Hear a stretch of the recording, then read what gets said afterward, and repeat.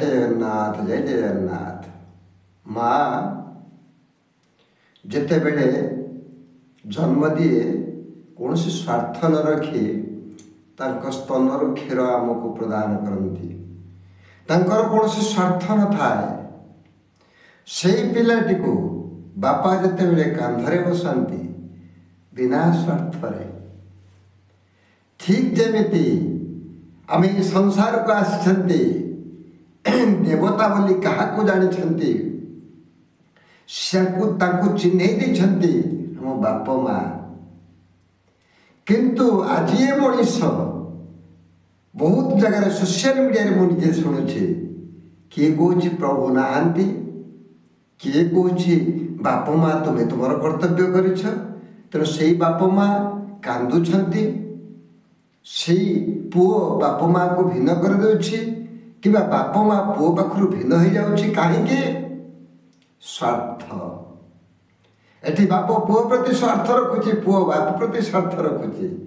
प्रभुंकर स्वार्थ भक्त को, प्रभुंकर स्वार्थ भक्त पाई। किंतु ये को स्वार्थ रखिले, ये को स्वार्थ रखिले, ये कथा जानिया पे चेष्टा करंतु। ना जानिले जानिबा, ना जानिया पाई प्रत्येक दिन भक्ति रस देखंतु। भक्ति रस कथा ये भक्ति भाव बाणी, जानिले सुनिले सिना उधरिब प्राणी।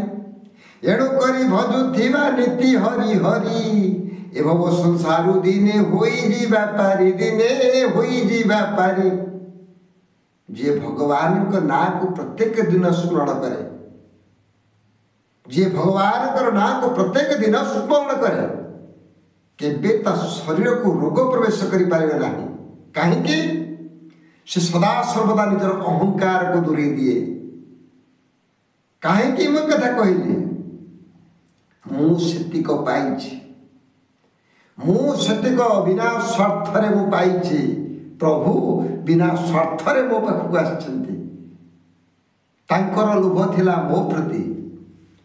आज्ञा जिते ये मंदिर स्थापन है, जिते महाप्रभुंकर मंदिर स्थापन है, मत से गोटे कथा कहले तुम्हें कहार के टंकाटे मागव ना, तुम निज निज रोजगार पैसा तुम्हें मंदिर तैयारी कर। सेतेबेले कौन है के जानी मुझे जानी पारे लगे। 6 मास भितर मंदिर स्थापन हो गला। 6 मास से 6 मास भितर प्रभुंकर विग्रह आसी मंदिर रहा। एथिपाई मुझे एते आनंद जे सदा सर्वदा मो समस्त को गोटे कथा कहे, शत्रु को जिणिब सत्य रे, शत्रु को जिणिब सत्य रे, शांति की जिणिब भक्ति रे।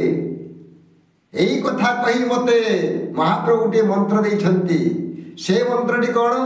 ओम श्री जगन्नाथ बलभद्रं सुभद्राय नमः नमः, पितामाता गुरुदेव गुरुजन नमः नमः। यही मंत्रटी की पाठ कले निज शरीर आरोग्य रहिबो, आपण माने समस्त शांति रे रहिबे। आपण को शरीर भितर को अहंकार प्रवेश करि परिबो नाही, अज्ञानता आपे आपे दूरे पळै जिवो। जय जय।